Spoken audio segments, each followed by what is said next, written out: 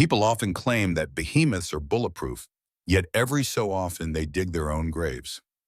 Back in 1996, the Kodak brand held a valuation of $31 billion, boasting a global workforce exceeding 140,000 individuals. Fast forward to 2012, and the company had completely gone belly up. This downfall didn't stem from terrible misfortune or a sudden economic collapse. What we witnessed was a major enterprise slowly destroying itself from the inside out. For close to 100 years, just hearing the word Kodak instantly brought to mind freezing memories in time. Their famous slogan promised that if you just clicked the shutter, they would handle everything else. That incredibly basic pitch took taking pictures from a pastime for the wealthy and turned it into an everyday activity for folks all across the country. During its absolute prime, the corporation provided jobs for more than 60,000 residents just within Rochester, New York, morphing a quiet northern town into a massive hub for manufacturing.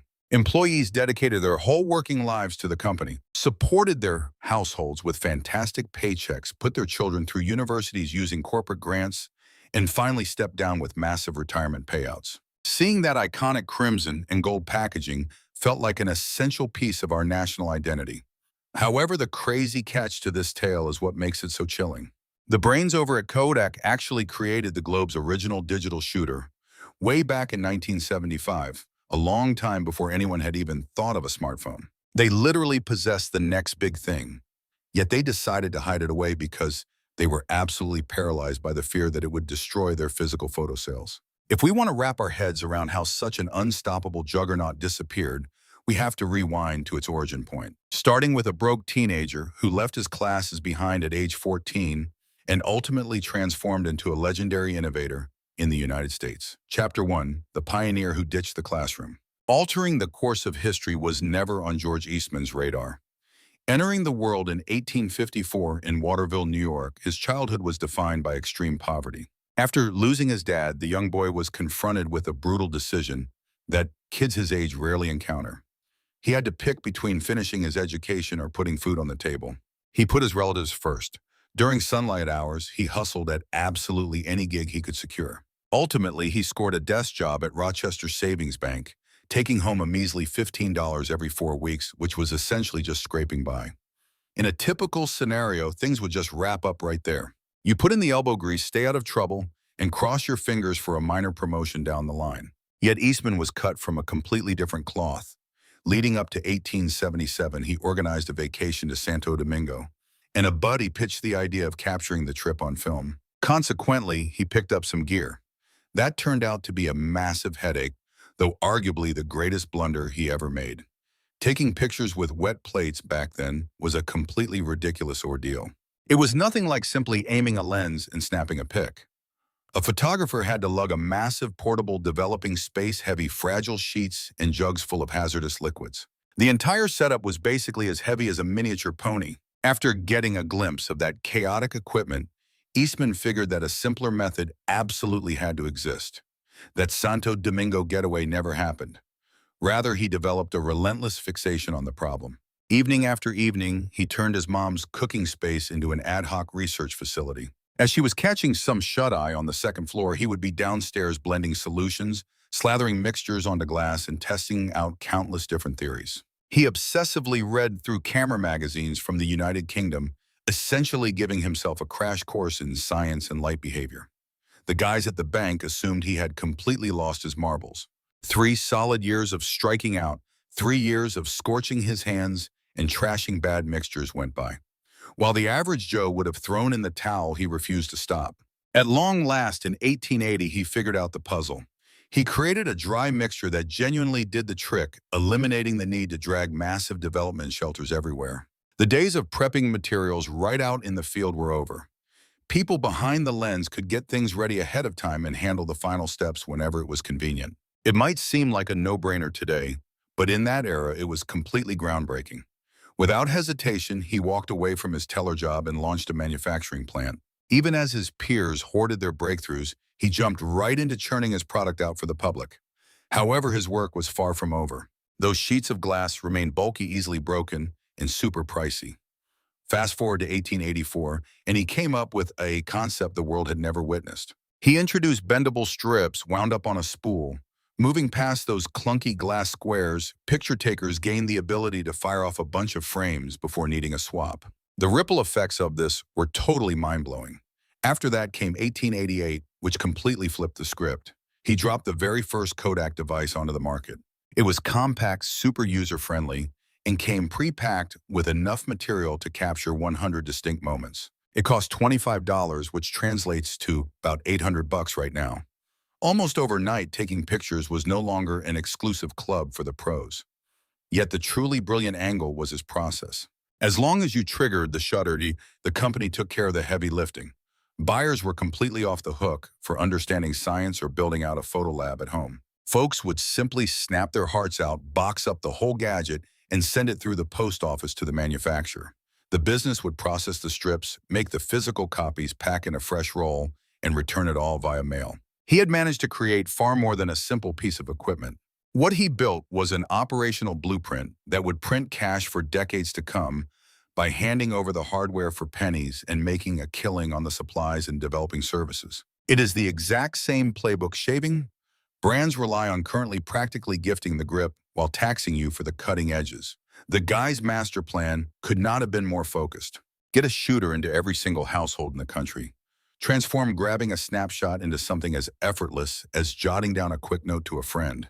And the crazy thing is he pulled it off. Rolling into the early 1900s, his enterprise completely ran the imaging industry. That broke youngster who ditched his textbooks at 14 had successfully constructed a monopoly. However, as this saga reveals, massive kingdoms are often built on shaky ground, particularly if the executives at the top lose sight of the hustle that got them there to begin with. Chapter 2. The Hidden Science. Merely winning just did not cut it for George Eastman. Towards the end of the 1890s, sales of his cameras were going through the roof. However, he realized the real gold mine lay elsewhere, the actual photographic stock. That was the true cash cow. He dumped massive amounts of capital into creating an upgraded emulsion recipe that would completely obliterate anyone else in the market. Hunting down the most brilliant scientific minds available, Eastman shut them inside research facilities with a single clear objective: formulate the ultimate photographic material. The end result was a cellulose nitrate product, and it performed absolute magic. It delivered remarkably sharp pictures while remaining bendable and consistent. Yet it came with one massive catch. You were essentially dealing with hardened explosive fuel. A random ember, an overheated bulb, or merely rubbing it together could set the whole thing ablaze. It wasn't uncommon for pioneering cinemas to turn to ashes when projector rooms went up in flames, yet the visual clarity was completely unrivaled. Ultimately, he figured the gamble made sense. So in 1891, he formalized everything and rebranded the enterprise as the Eastman Kodak Company. Folks constantly questioned the origins of that title. What exactly was a Kodak? It meant zero zilch. The guy literally pulled it out of thin air. The letter K was his absolute favorite since it packed a hard, unforgettable punch. His goal was a punchy word that nobody on earth could say incorrectly, plus it had to be easy to patent across the globe. Taking a handful of letter tiles, he simply shifted them around on a table until that specific combination caught his eye. There were no ancient translations or secret messages involved, just straight-up branding perfection. Armed with fresh branding and groundbreaking technology, he desperately needed a production hub big enough to fit his massive goals. By 1892, construction kicked off at a Rochester site dubbed Kodak Park. To say this project was huge wouldn't even begin to do it justice. Picture a sprawling 200-acre manufacturing hub representing 80 hectares of sheer manufacturing muscle. More than 200 separate structures popped up on the property, all linked together by an exclusive train network meant to shuttle supplies around. The local municipal utility grid was so overwhelmed that the corporation actually had to construct an independent electrical generating station. You couldn't just call it a plant. This was a fully functional, independent kingdom of commerce. Behind closed doors, true innovation took place. Meanwhile, the boss aggressively ensured that the general public remained completely in the dark about how it was done. Producing this material meant executing more than 50 distinct procedures, with every single stage needing absolute perfection. Mess up the chemical blend, and thousands of dollars went down the drain in seconds. If the layering was even a fraction of a millimeter off, the final product was utterly useless. Such a highly complicated routine handed the business an impenetrable market lead, provided those methods never leaked to the public. The founder established protective measures so intense they rivaled top-tier government defenses. Information was divided up exactly like an international espionage ring. Maybe 5 or 6 top-tier scientists understood the entire A to Z workflow. As for the rest of the staff, they learned their specific task and nothing else. The dude stirring compounds over in Structure 12 was completely blind to whatever was going on inside Structure 23. A layer application guy never once set foot in the science wings. The whole setup was intentionally rigged so that going rogue and swiping the recipe was practically impossible. They simply lacked the bigger picture required to pull it off. Fresh recruits had to ink non-disclosure papers that remained active until their dying breath, rather than expiring when they left the job, literally until the day they passed away. Armed watchmen walked the property lines 24/7. Guests had to secure high-level permission merely to step foot inside specific units, and jotting down details in sensitive zones was strictly monitored. Funnily enough, bringing a camera onto the premises was completely banned. People who used to punch the clock there often claimed the company's defensive tactics felt way stricter than serving on a national defense base. However, intimidation wasn't his only tool. He bred absolute devotion by offering his staff benefits that blew every other United States factory out of the water. The underlying deal was obvious. We will support you forever provided you never cross the family. Surprisingly, this tactic was a massive success. Employees stuck around for 30 or 40 years. Entire generations anchored their livelihoods to those paychecks, ensuring the corporate recipes remained safely under wraps. As the 1900s rolled in, this powerhouse was recognized globally as the absolute heavyweight champion of photographic supplies. Rivals failed to replicate the pristine clarity, failed to reverse engineer the chemistry, and certainly failed to mass produce at the same jaw-dropping volume. The kingdom was fully established. Yet any throne constructed from hidden truths inevitably has a fatal flaw. They get so caught up guarding their current treasure that they totally miss the future approaching. Chapter 3. The Glory Days.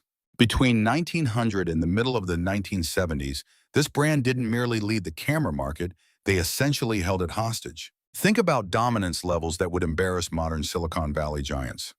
Within the United States, they held a suffocating 85 to 90% grip on material purchases. On a global scale, it was well past 70%. Mentioning camera supplies meant referencing this specific brand, much like asking for a Kleenex instead of a generic nose wipe. The enterprise grew past mere profitability to become the defining word for an entire field of commerce. Hitting the 1990s, yearly income skyrocketed past $10 billion. The profit margins were so ridiculously massive that upper management would laugh about having their own mint. And honestly, that analogy was incredibly accurate, given they actually produced the exact stock used to photograph actual currency production. Yet the most fascinating parts of this tale weren't taking place in corporate meeting halls. The real magic was happening over in Rochester, New York, where this juggernaut turned a mundane northern town into a spectacular powerhouse. Back at the turn of the century in 1900, roughly 162,000 folks called Rochester home. Fast forward 50 years, and that number skyrocketed to 332,000. This massive boom didn't just happen by chance, it was all thanks to Kodak. This corporation essentially morphed into the area's financial heartbeat, main job provider, and cultural soul. Locals didn't merely punch the clock there. Whole generations rooted their lives right on the manufacturing line. Once the 1980s rolled around, upwards of 60,000 locals were reporting for duty at their plants daily. Globally, their workforce ballooned to 145,000. Just think about that. Their staff alone outnumbered the total population of quite a few towns across the country. If you strolled around town during that booming era, you'd quickly notice the brand's influence stamped on virtually every corner. They did way more than just hand out paychecks. They practically constructed the city's foundation. If a medical center went up, you can bet this tech giant footed the bill. Educational institutions received millions in massive financial gifts, and those public green spaces where kids played, the company completely covered the costs. The founder personally dumped incredible wealth into creating a spectacular local theater, quickly establishing it as the absolute best spot for high-end entertainment in the area. He also heavily financed the local university, dropping massive financial contributions that easily reached well into the 8-figure range, which was an absolutely staggering amount of cash back then. The resulting music conservatory turned into a top-tier national institution, producing elite artists, all while factory crews built photography gear just down the road. Yet the most unique thing about this enterprise was something else entirely. It was their approach to taking care of their workforce. The perks they offered were so unbelievably good, they sounded like pure fiction. Right out of the gate, you'd make 30 to 40% more than what similar factory gigs paid. Plus, you got full medical coverage for everyone in your household. We aren't talking about basic plans either. This was top-tier healthcare matching the kind of policies usually reserved for high-level corporate bosses. Calling it quits at the end of your career guaranteed a massive payout plan, allowing folks to live the good life instead of just surviving on government checks. Annually, the corporation distributed a chunk of its earnings straight to the staff.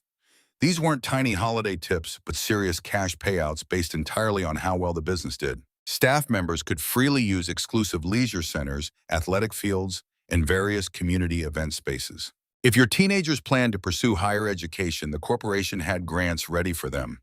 The unspoken agreement was absolutely rock solid. Bust your tail stick around, and we guarantee your well-being for your entire life. True to their word, they kept that pledge alive for decades on end. You'd regularly see 3 or even 4 branches of a single family tree employed there. Grandpa wrapped up his career over in Facility 65. The father managed product testing for the negative department, his boy kicked things off making parts, and eventually the granddaughter came on board working in the lab. Getting hired wasn't just a way to make rent, it was an inherited tradition. Securing a spot there felt exactly like hitting the ultimate career jackpot. Whenever someone got an offer, their buddies and neighbors would sincerely celebrate the news, knowing full well how huge the opportunity was. It meant you were financially bulletproof forever. Inside the plant, the vibe didn't feel like a sterile business environment at all. It was much closer to a giant kinship. Veterans gladly showed rookies the ropes, while different teams faced off in casual weekend baseball games. Thousands would show up for the massive yearly cookout.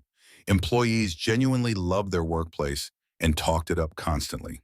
None of that forced enthusiasm you find in modern human resources clips. Folks around the city used to repeat a common phrase: getting on the payroll meant you never had to worry about money ever again. Locals took that as absolute gospel, since it remained a rock-solid fact right up to the moment it suddenly fell apart. The bond tying the town and the corporation together went way beyond mere dollars and cents. The entire character of the community was hopelessly intertwined with how well the business performed. A booming quarter for the brand meant booming times for the locals. Whenever the labs rolled out a breakthrough, the whole town puffed their chests out. That iconic, colorful trademark practically served as the municipal flag.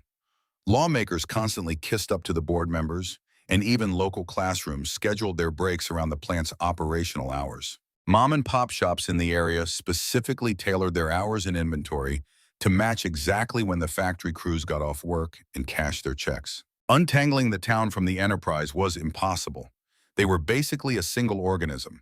Not a single person ever stopped to wonder if this gravy train could actually last. And honestly, why should they have? The empire had crushed the competition for years and looked completely unstoppable. Revenue from physical photography steadily crept upward.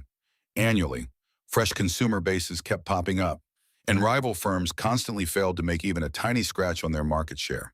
Tomorrow just seemed like a guaranteed repeat of today's safe, wealthy, and beautifully predictable.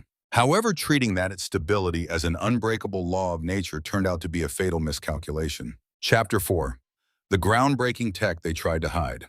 Way back in 1973, a greenhorn tech guy named Steve Sasson stepped into the corporate research department. At just 24 years old and fresh off a university degree, he was dead set on making his mark at the planet's top photography firm. He was completely clueless that his upcoming creation would one day obliterate the very titan paying his salary. After roughly 12 months on the clock, his boss handed him a rather unusual project. He was told to figure out a use for a CCD processor. This charge-coupled device was an ultra-modern piece of microchip hardware capable of turning visual brightness into digital data. While the majority viewed it as a neat but useless gimmick, the young developer realized its true potential. He vanished into his workspace and began messing around with the parts. By December of 1975, he walked out holding a gadget that was entirely unprecedented. The initial digital camera ever built was a beautifully primitive piece of tech. This bulky device tipped the scales at 8 pounds, boasting the dimensions and heft of a standard kitchen toaster. It recorded pictures at an incredibly low 0.01 megapixels, meaning each shot contained just 10,000 pixels entirely. Modern cell phones easily carry 12 million pixels or beyond in their lenses. Snapping just one picture demanded 23 solid seconds of rendering time. The picture saved directly onto a standard audio cassette tape, and viewing your photography meant hooking the entire complicated setup to a television set. The process felt incredibly awkward, moved at a snail's pace, and churned out highly pixelated, monochrome pictures. Yet it represented the road ahead. Sasson recognized this immediately and asked to sit down with the company brass to show off his invention. Imagine the dynamic in that room. You have a rookie developer fresh out of college pitching to senior directors whose entire empires relied on analog photographic chemicals. He revealed the device, broke down the underlying mechanics, and mapped out what this meant for the industry. Their reaction, they essentially called it adorable and told him to keep his mouth shut. Really absorbed that fact. The brand had successfully pioneered the modern era of imagery, yet the executives immediately chose to hide it from the world. The reason was pure ruthless economics. 85% of the corporation's revenue stemmed directly from selling analog rolls and the developing solutions required to process them. A pixel-based approach wiped out the need for physical negatives completely. When the higher-ups examined Sasson's prototype, they merely saw an explosive threat ready to decimate their $10 billion empire. A single director posed the fatal inquiry that ultimately doomed the organization. They wondered why they should actively destroy their own cash cow. Back then, that reasoning felt completely bulletproof. The board deluded themselves with a few soothing falsehoods. Initially, they assumed consumers would forever choose hard copies instead of screen-based files. They believed society craved actual pictures they could touch, mount on walls, and slide into scrapbooks. Furthermore, they figured electronic tech cost way too much and would never get cheaper. They also assumed sensor resolution could never rival the deep, detailed aesthetic of traditional photography. Finally, they hypothesized that even if pixels became popular, they had roughly 10 to 20 years before it actually endangered their core audience. All of those theories turned out to be completely false. However, trapped in a Rochester echo chamber and blinded by years of absolute market control, the bigwigs swallowed their own hype. They settled on a game plan: hide the engineer's breakthrough entirely. They would secure the legal rights to guard the idea, but refuse to bring it to market or utter a word about it to the press. Supervisors basically ordered Sasson to drop the subject and transition to different assignments, which is precisely how it played out. The corporation did keep a tiny tech-focused research and development department running as the decades progressed. Leadership wasn't totally oblivious yet. Their funding was miserably low, making up less than 5% of the total research budget. At the same time, massive amounts of capital kept pouring into minor upgrades for traditional formats. They focused on quicker exposure times, smoother textures, and richer hues. The brand relentlessly polished a medium that society was gearing up to leave behind. This company-wide mindset encouraged such fantasy thinking from the top down. Physical negatives were permanent, while screens were just a passing trend. Staffers dedicating their time to analog goods received all the career advancements. Those exploring modern electronics were pushed to the margins, constantly starved for cash. Climbing the ladder there required defending their primary cash cow rather than shaking things up. Forward momentum turned into a villain. Now consider the devastating twist of fate. This titan could have ruled the pixel era exactly like they controlled analog. They possessed the legal paperwork, the brilliant minds, the production factories, the supply chains, and the household name. They held every single puzzle piece required to conquer the next generation, yet the terror of sacrificing their current monopoly stopped them from seizing the future. This was never a tech shortfall. It was a sheer lack of foresight and bravery. The top brass prioritized immediate revenue spikes instead of ensuring they stayed relevant down the line. By selecting easy money over necessary evolution, they effectively signed their own death warrant as a business. It merely dragged out for 30 years before the organization finally collapsed. The very prototype they shoved in a drawer back in 1975 eventually reemerged to absolutely wreck its parent company. Chapter 5: A Poisonous Aftermath. Even as the brand peddled the fantasy of freezing beautiful moments in time, a literal disaster was unfolding just past their facility gates. Producing analog rolls involved far more than basic science. It required hardcore, large-scale industrial chemical processing. For generations, their main compound operated as one of the most polluted industrial centers in the United States. Scanning the inventory of dangerous substances feels like reading a hazardous materials nightmare. The crucial component for their coating, silver nitrate, is highly acidic and incredibly lethal. Bone-based gelatin acted as the glue holding it together, while a notorious cancer-causing liquid called methylene chloride worked as the dissolver. Unstable chemical vapors saturated the atmosphere. Dangerous elements, notably cadmium and lead, were absolute necessities during the layering procedures. We are looking at hundreds of distinct deadly fluids pumping through all the 200 structures on a daily basis. The sheer volume of garbage produced was mind-blowing. Crafting these products pumped out millions of gallons of polluted sewage each and every year. Plumes of tainted synthetic smog continuously billowed out from the factory chimneys. Mountains of hazardous debris and dangerous organic chemicals just kept growing. Throughout the early 1900s, the photography giant had an unbelievably crude fix. Just toss it right into the Genesee River. Coursing straight across Rochester until it hits Lake Ontario, this vital body of water practically served as the corporation's private sewer. Once the 1970s rolled around, growing eco-consciousness demanded a shift. Facing intense heat from both government watchdogs and local campaigners, the manufacturer finally constructed facilities to clean up their runoff. Filters were slapped onto factory chimneys and brand new guidelines were drawn up for managing lethal substances. If you look strictly at the official reports, things appeared vastly improved. Behind closed doors, though, the poisoning never stopped, pipes constantly dripped, and safety rules vanished the second manufacturing deadlines got strict. Mishaps would occur and frequently be hushed up without a word. Yet the mud resting at the bottom of the Genesee perfectly preserves that dark history. Lab results uncovered alarming spikes of cadmium, lead, and silver trapped deep within the riverbed. Any aquatic life caught in that area contained such extreme quantities of toxic elements that human consumption became a massive health risk. Public health departments put up signs urging folks to avoid eating anything reeled in around the corporate campus, and those advisories are still up right now, scores of years after the heaviest dumping allegedly wrapped up.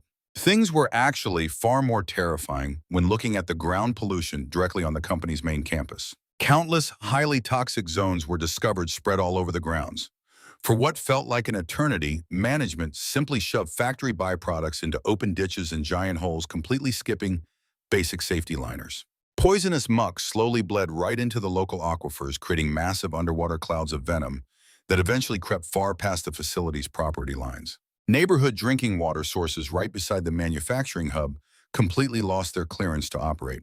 By 1994, federal regulators finally cracked down hard. Officials slapped the manufacturing hub with a Superfund classification, an extremely severe tag handed out exclusively to the most horrifyingly toxic disaster zones nationwide. That awful distinction lumped the photography giant right alongside atomic testing grounds and deserted toxic waste graveyards. Government agents mandated an exhaustive remediation effort, sparking a massive bill that quickly climbed well past the $100 million mark. Massive amounts of cash that should have financed next-generation technology breakthroughs were instead poured into excavating poisoned dirt. Yet the ecological nightmare barely scratched the surface. The toll taken on the actual labor force was incredibly tragic and heavily concealed from public view. Countless staffers dedicated their whole working lives to inhaling noxious vapors while physically manipulating lethal compounds. If you look at those primitive hazard protocols through a modern lens, they were an absolute joke.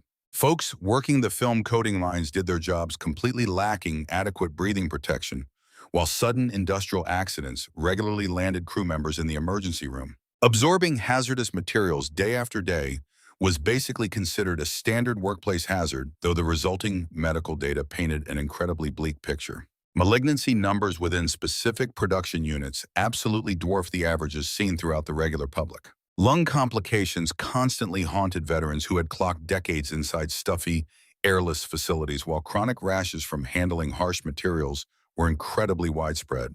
Once the proof became impossible to ignore, legal battles began to multiply. Retired staff dragged their old boss to court, arguing that daily exposure had crippled their health. Just hearing the first-hand accounts directly from the factory floor is enough to give you chills. Nobody had a clue what was going into our lungs, remembered a former coating specialist. The entire facility constantly reeked of harsh industrial solvents. Tears would stream down your face and your windpipe felt like it was on fire, yet everyone just accepted it as the standard daily grind. A different laborer recounted seeing their peers come down with bizarre ailments, watching tumors repeatedly pop up among groups stationed in very specific zones. The executive board leaned completely into standard big business tactics, push back, downplay the severity, and stall for time. Anytime folks brought up medical worries, the higher-ups simply gestured toward federal guidelines they swore they were adhering to. Pushed hard on isolated tragedies, corporate lawyers would insist there was no concrete proof tying a single person's sickness directly to the factory floor. Once the courts backed them into a corner, they simply handed out hush money and slapped gag orders on the victims.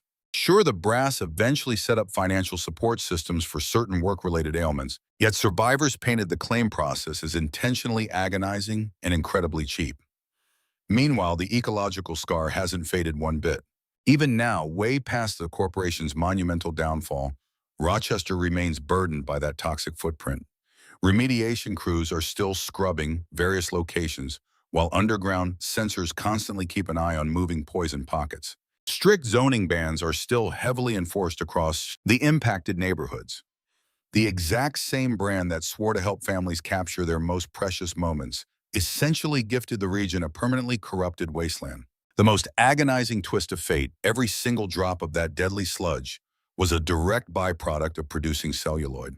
That was the precise commodity they stubbornly clung to, ignoring the massive arrival of significantly greener electronic imaging. Executives fiercely protected their analog monopoly, casually intoxicating their labor force and their native city in the process.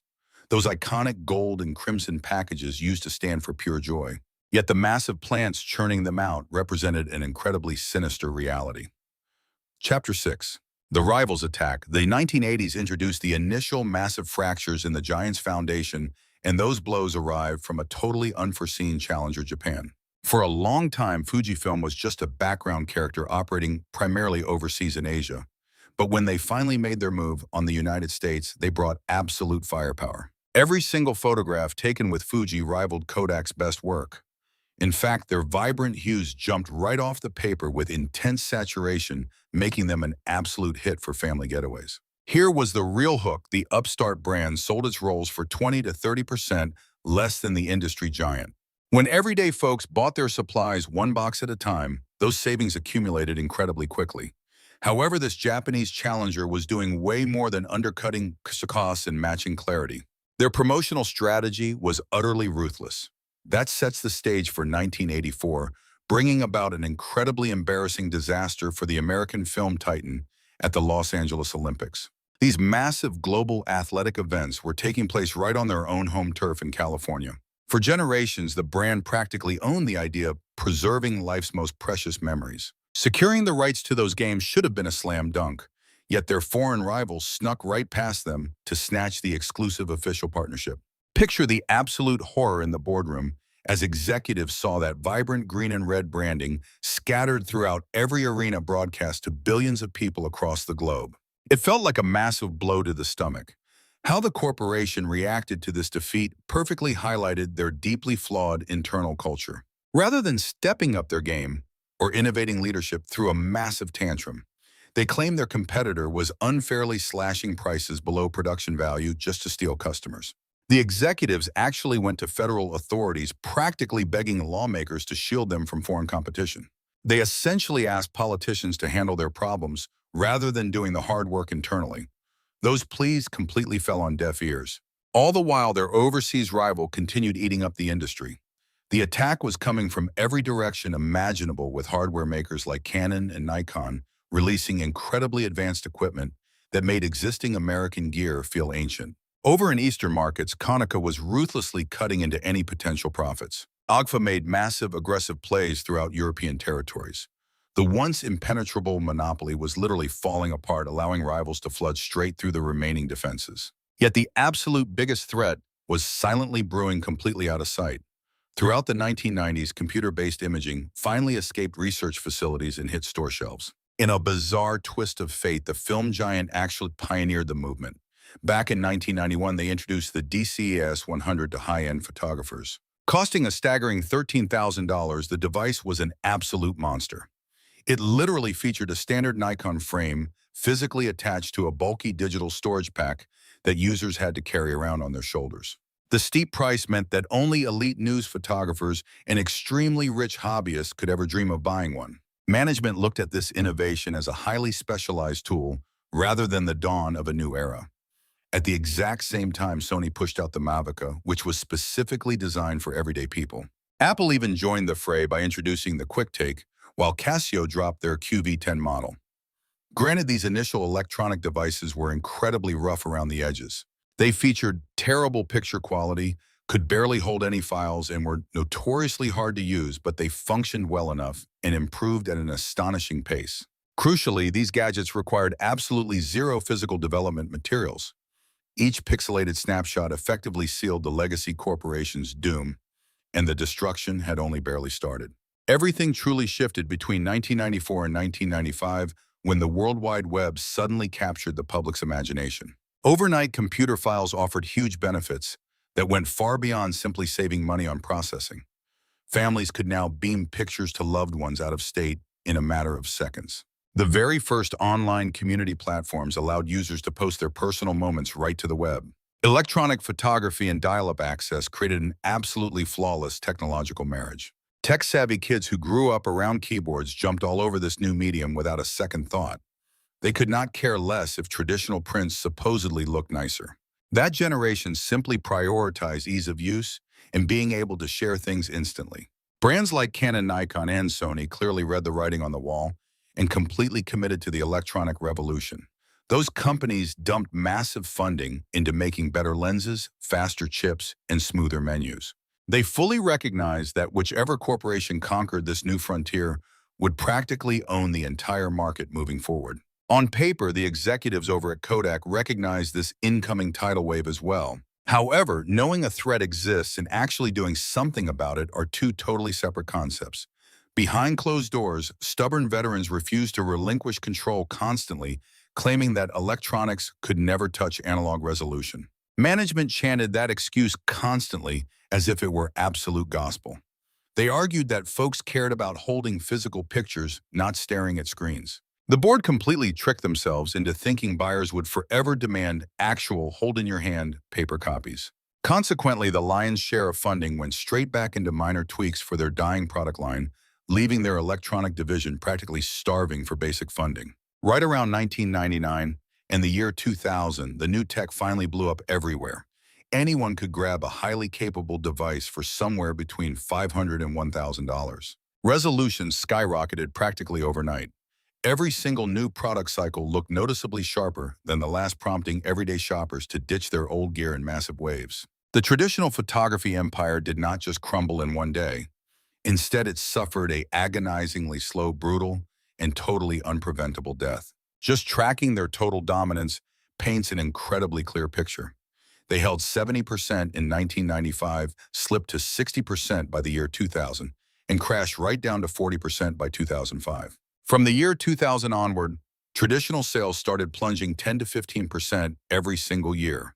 The downward spiral was impossible to ignore. Every single analyst could clearly tell the corporation's main cash cow was on life support, yet acknowledging that fact meant facing a truly terrifying truth. Their deeply ingrained corporate arrogance basically ensured they could never pivot in time. Chemical developers were treated like absolute kings inside the building, raking in massive salaries and easily securing the highest executive seats. The tech geeks building digital prototypes got treated like backroom hobbyists, completely ignored by the top brass. Getting anything approved meant slogging through endless red tape. Playing it safe was the name of the game. If it is not broken, do not fix it was practically stamped onto the company's soul rather than just a casual workplace motto. One glance at the executive board tells you everything you need to know.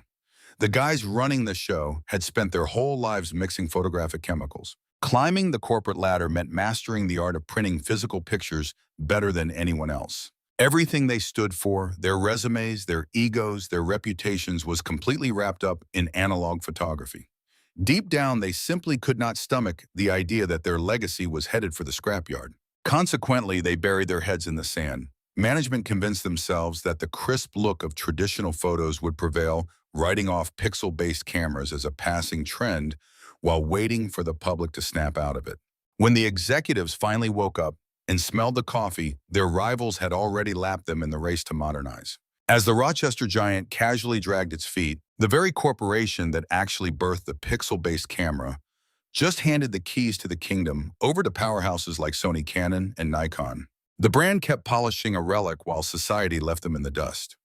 The whole dynasty was falling apart at the seams, yet the folks at the helm were way too arrogant, terrified, or out of touch to hit the brakes. Chapter 7. The Ultimate Scramble from the year 2000 to 2003.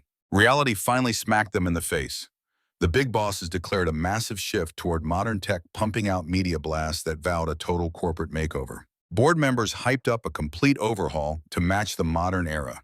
The only catch, they missed the boat by a solid 5 years. In the fast-paced tech world, a 5-year delay is a death sentence. Sure, their game plan sounded phenomenal in boardrooms and pitch decks. The team rolled out the Easy Share collection, designing these point-and-shoots to be super simple for the everyday buyer. They also blanketed pharmacies and big box stores with automated printing stations, so folks could turn those pixels into physical prints.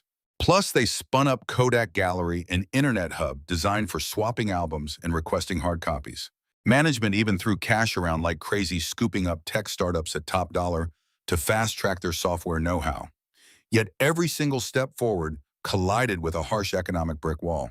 Before those new consumer cameras even made it to the storefronts, the big three, Canon, Nikon, and Sony, were already running the show. These juggernauts had been busy fine-tuning their sensors for ages, while the old guard twiddled its thumbs, successfully locking in a fiercely devoted tech-savvy fan base. The competition boasted sharper lenses, faster internal brains, and menus that were a breeze to navigate. The once great Titan was essentially showing up to a heavyweight boxing match with both hands tied behind its back. The financial math was absolutely brutal. Engineering modern lenses burned through a mountain of research and development cash, yet the profit left over was basically pocket change compared to the old analog days. The corporation was bleeding money at an alarming rate, desperately scrambling to modernize while their golden goose, the analog market, completely dried up.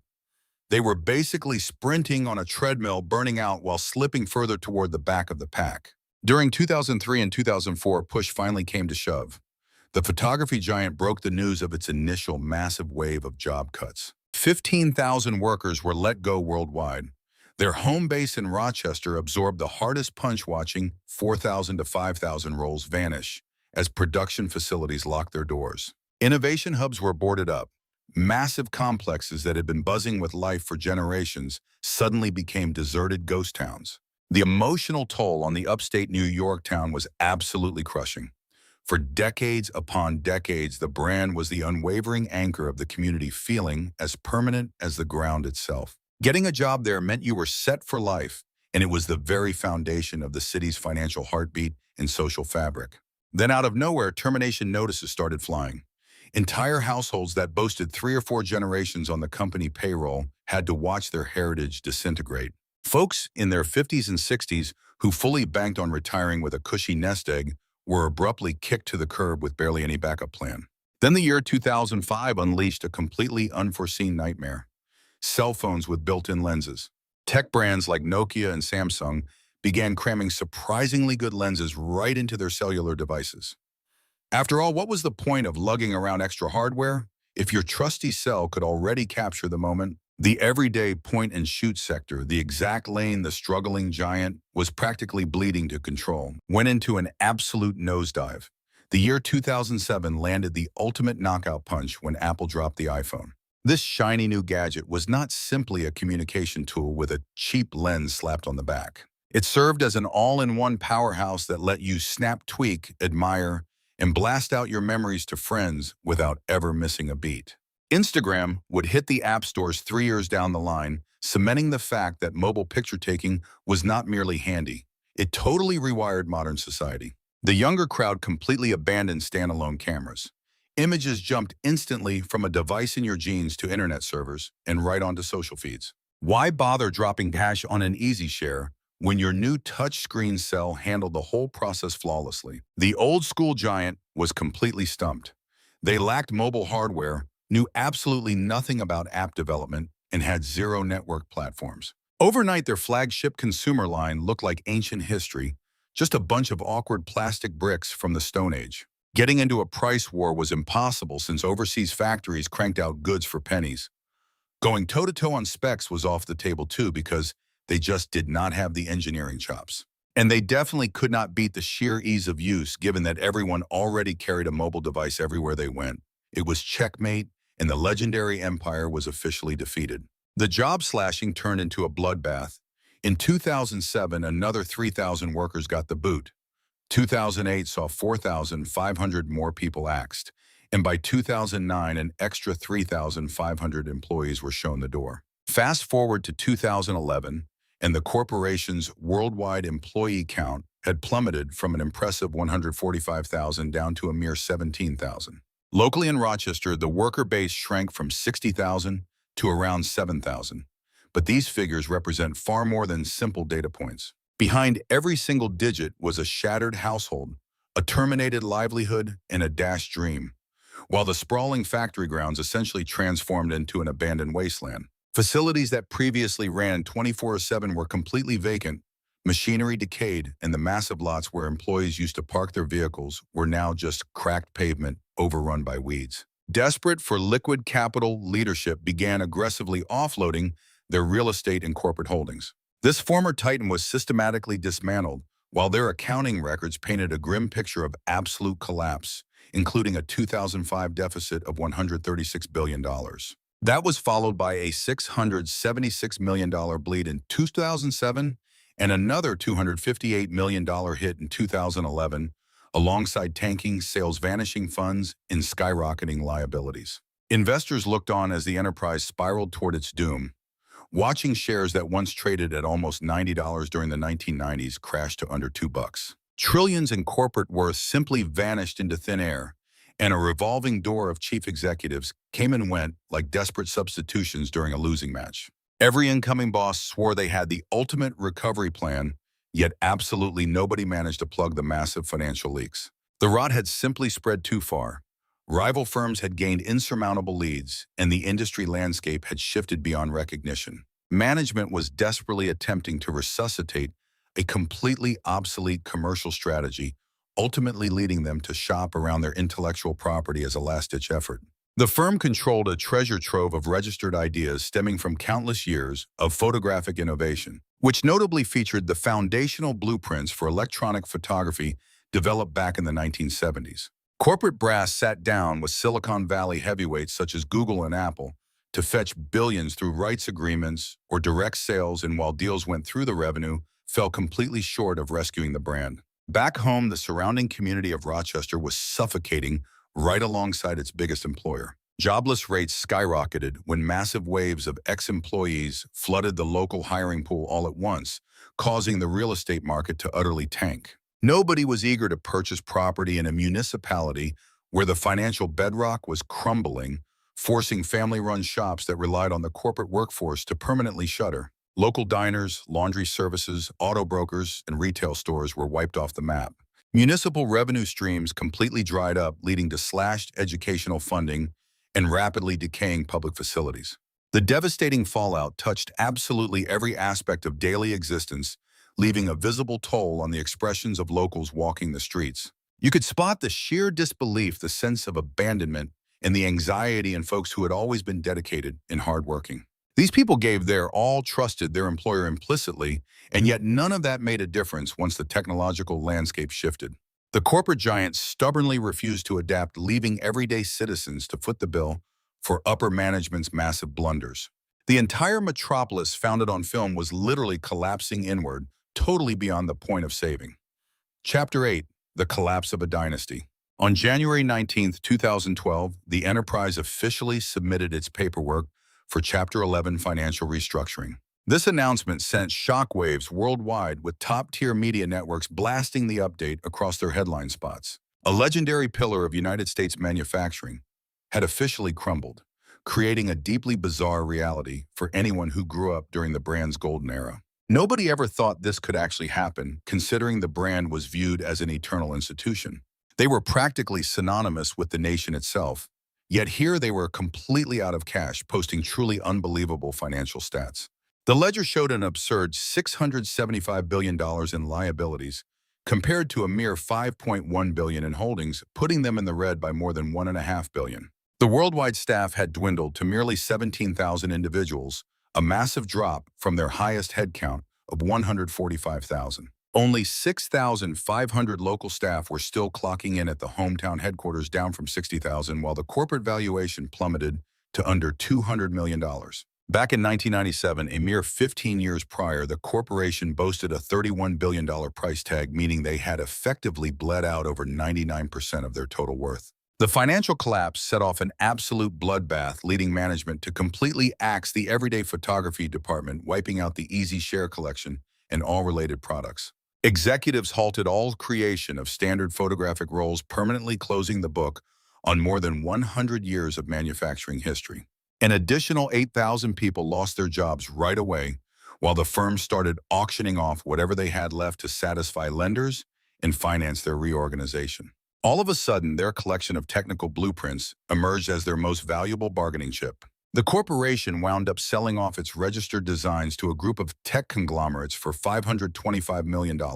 Tech titans like Apple, Google, Facebook, and Samsung, the exact same competitors responsible for destroying the legacy brand, scooped up the exact innovations that could have kept the film giant in the game, creating a situation dripping with almost unbearable irony as every last scrap was sold to the highest bidder. Both the custom visual department and the document scanning sector were offloaded, while the internet-based Kodak gallery was terminated and chopped up for quick cash. Production plants, highly technical machinery, and vast land portfolios were entirely cashed out. The once great empire was stripped down and hawked for scraps, just like an abandoned vehicle at a salvage lot, though the absolute worst impact was felt by the pensioners. 56,000 loyal veterans who had devoted their entire working lives to the company and left with guaranteed retirement packages were abruptly hit with devastating reductions to their payouts. A huge number of people saw 30 to 40% of their nest eggs vanish in an instant. We are talking about seniors in their 70s and 80s who built their golden years entirely on the promise of that Kodak money. "We gave our entire lives to this place," a former employee shared with the press, choking back tears. "They swore they would look out for us." But those guarantees were completely worthless once the bankruptcy judge got involved. Heartbreaking accounts started surfacing about elderly folks in their 70s being forced to hunt for employment again. Dedicated staff who had dedicated 30 or 40 years to the corporation, believing they had secured a comfortable rest, found themselves filling out applications at local supermarkets and strip malls. A portion of them were forced to put their houses on the market, while others had to crash with their grown children. That unspoken agreement, give your best effort, remain faithful, and enjoy a safe old age, was completely torn to pieces. The city of Rochester took beating after beating. The jobless rate in the area skyrocketed to between 9 and 10%, soaring way past the countrywide norm. If you factored in the ripple effect, the vendors, local services, and neighboring sectors that relied on them, more than 50,000 positions were wiped out of the regional market. You could see the tragedy clearly just by looking at the census numbers. The area went from 332,000 locals in 1950 to just 210,000 by 2012. The community was bleeding dry and property prices absolutely tanked. Homeowners watched 40 to 50% of their equity evaporate. Whole subdivisions became deserted as families packed up and chased better prospects in other states. Streets that used to be the picture of suburban stability transformed into totally barren wastelands.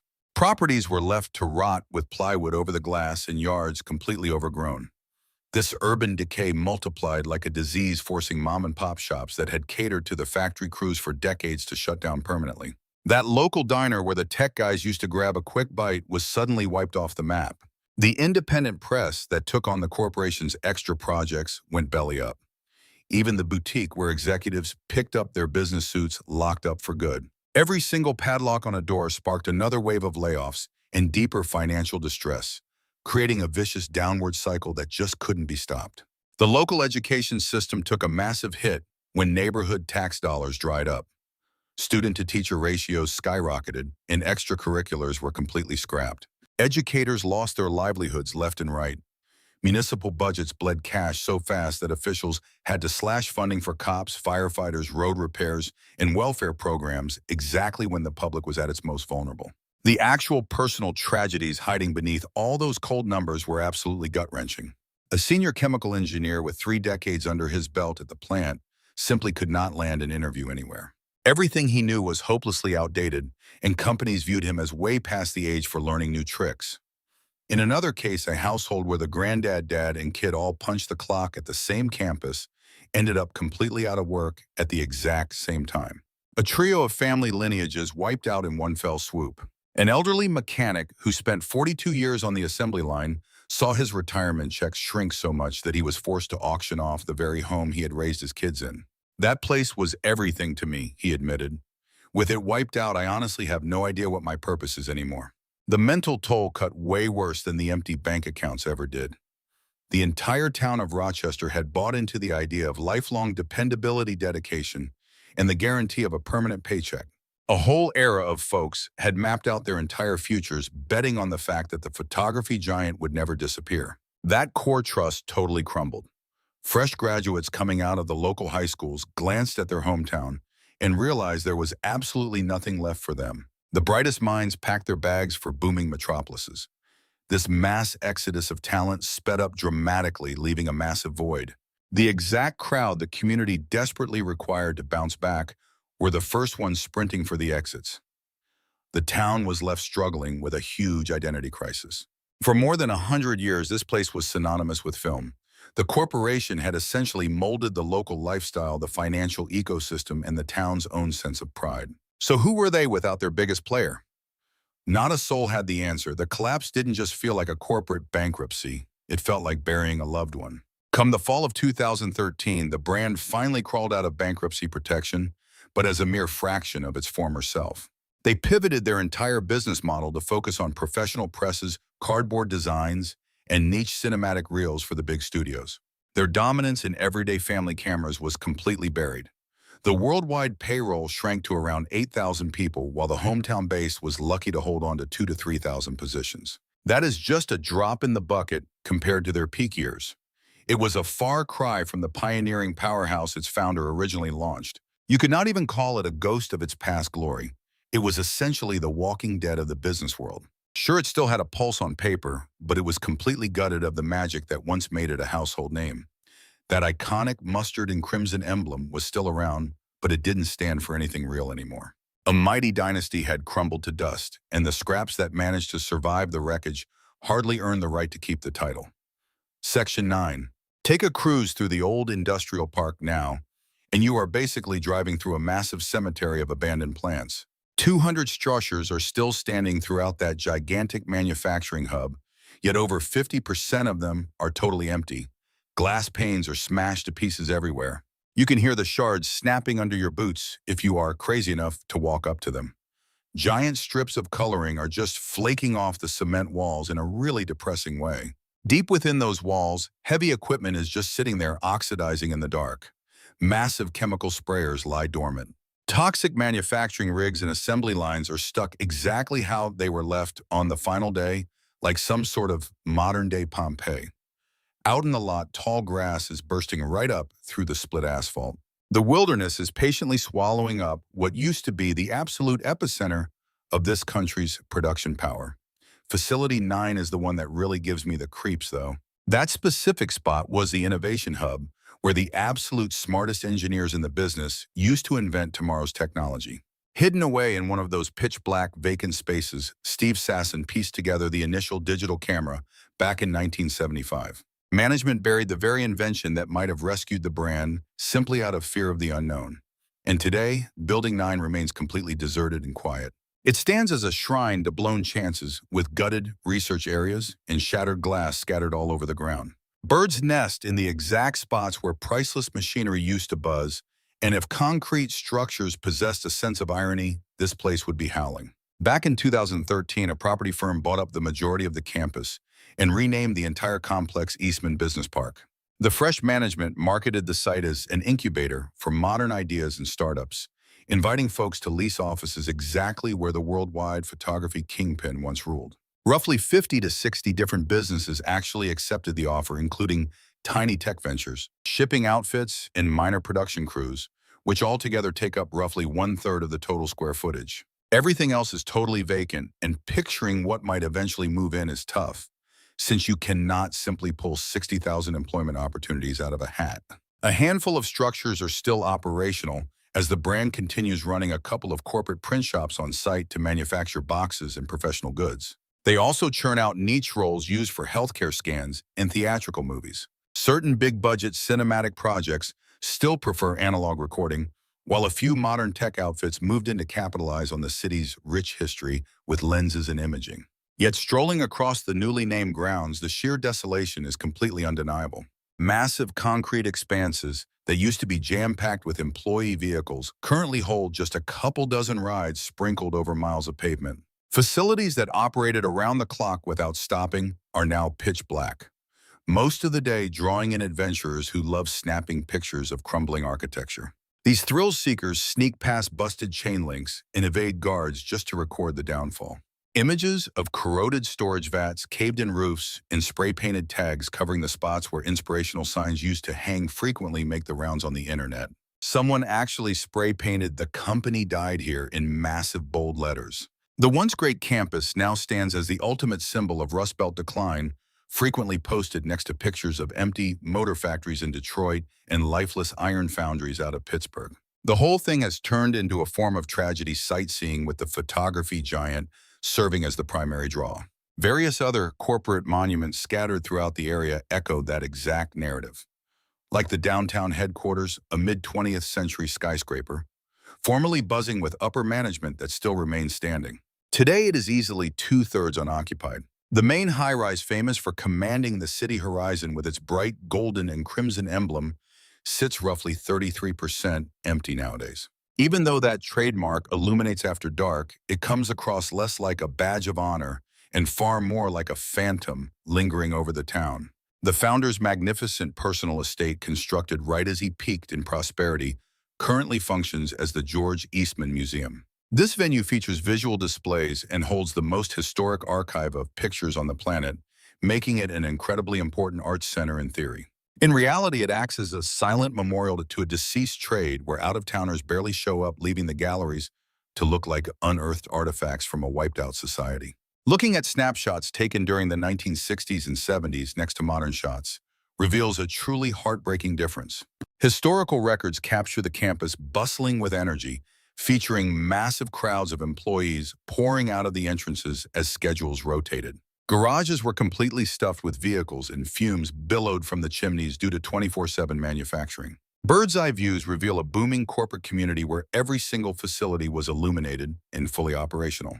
Present-day pictures depict that exact spot as dead quiet and deserted, featuring vacant pavement, unlit structures, zero exhaust, and no personnel anywhere. Literally the textbook image of a downward spiral.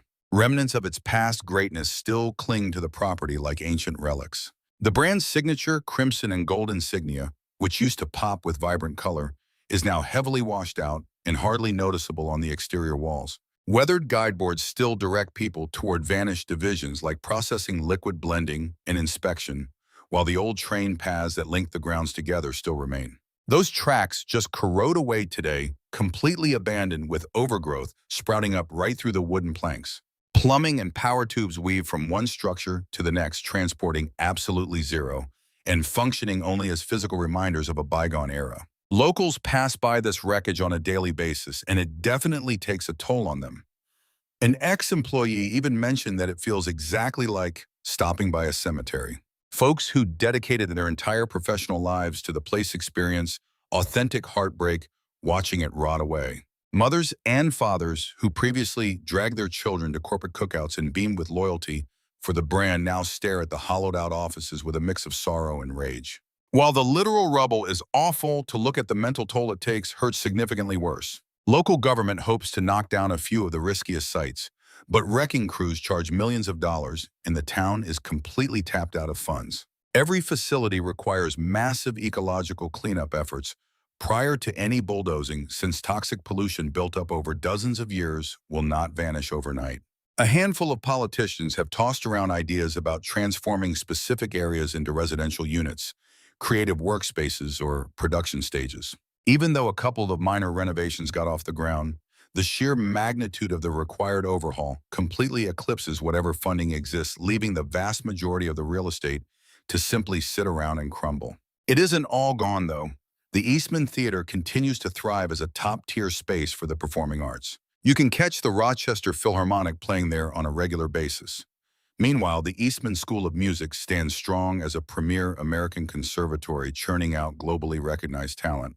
Both places are still around simply because George Eastman pumped so much money into their endowments that they no longer needed the corporation to survive. Those spots represent the brightest enduring marks he left behind. It shows the man actually gave a damn about the arts and local society rather than just the bottom line. However, there is a stinging contradiction at play here. Folks in Rochester continue to refer to their town as the Image City. You will spot that moniker slapped across highway greetings, municipal campaigns, and tourist brochures. They claim that title since the area birthed visual capture tech and served as the beating heart of the photographic world. The catch is that this visual dynasty crumbled to dust. Manufacturing plants are now rubble. The corporation is barely recognizable, and the brand itself lingers like a phantom over a town struggling to move forward. Taking a stroll through Kodak Park nowadays is basically like wandering through the remains of a doomed empire. The structural majesty is still highly visible, along with the sheer size of their dreams and the inventive layouts of facilities built for highly specialized assembly. Yet none of it breathes anymore. That massive kingdom George Eastman brought to life, the one that put food on the table for countless local households and shaped the very soul of the town, has vanished completely. All that is left behind are gigantic vacant structures just rotting away into the dirt. They stand as giant tombstones. It's showing exactly what occurs when a business stops evolving and begins to perish. Chapter 10. The takeaway. To be fair, Kodak is still kicking.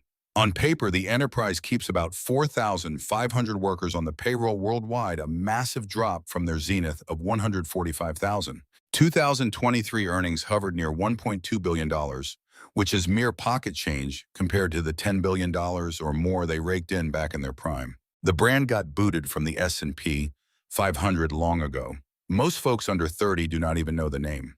The version of Kodak that actually mattered. The juggernaut that practically built American media and commerce from the ground up. That giant is gone. The current iteration is basically a historical afterthought, clinging to a legendary trademark.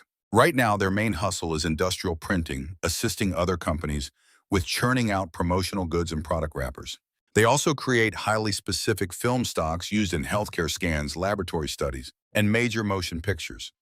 Filmmakers such as Christopher Nolan and Quentin Tarantino continue to shoot on celluloid, sustaining a tiny niche that the brand caters to. Furthermore, they rent out whatever patents they have left. Sure, it pays the bills, but it is an absolute joke compared to their former glory.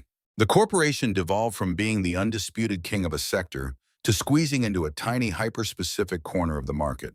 There is one little twist of fate you should know about, though. Shooting on physical stock has actually seen a bit of a comeback with Generation Z. Kids raised entirely on pixels suddenly fell in love with the vintage vibe of analog shots. To feed that hype, the company actually fired up the machines to make specific rolls again. Make no mistake, however, this is purely a novelty sector, a retro obsession fueled entirely by hobbyists. You cannot build an entire corporation on that. It definitely will not pay the salaries of thousands or bring the local upstate economy back from the dead. Think of it like peddling vinyl albums in an age dominated by digital streams. It has a neat aesthetic, sure, but it hardly moves the financial needle. What we can learn from this epic downfall is both harsh and crystal clear. We are looking at the ultimate textbook example of the innovator's dilemma. That phenomenon happens whenever a booming business tanks purely because its leaders are terrified of shaking up their own winning formula. These guys literally created the digital camera, yet held back on selling it, terrified it would murder their physical film sales. They decided to guard their short-term cash flow rather than bet on tomorrow. The heartbreaking result is that they ended up losing everything. Analog died off regardless, while rival brands swallowed up the tech landscape that this pioneer should have dominated. Toxic boardroom mentalities destroyed this icon just as ruthlessly as any outside rival did. Years of being on top just made them lazy and overly cocky. Winning ultimately ruined their ability to pivot. Once consumer habits changed, the executives stuck their heads in the sand. The red tape inside their headquarters kept them moving like molasses, all while newer rivals were blazing down the track. They brushed off those first digital models as mere playthings, completely slept on tech companies out of Asia, and took it for granted that buyers would stay loyal until the end of time. Absolutely every one of those guesses backfired spectacularly. The failure at the top was truly mind-boggling. The executives simply could not look past the next 3 months of profits.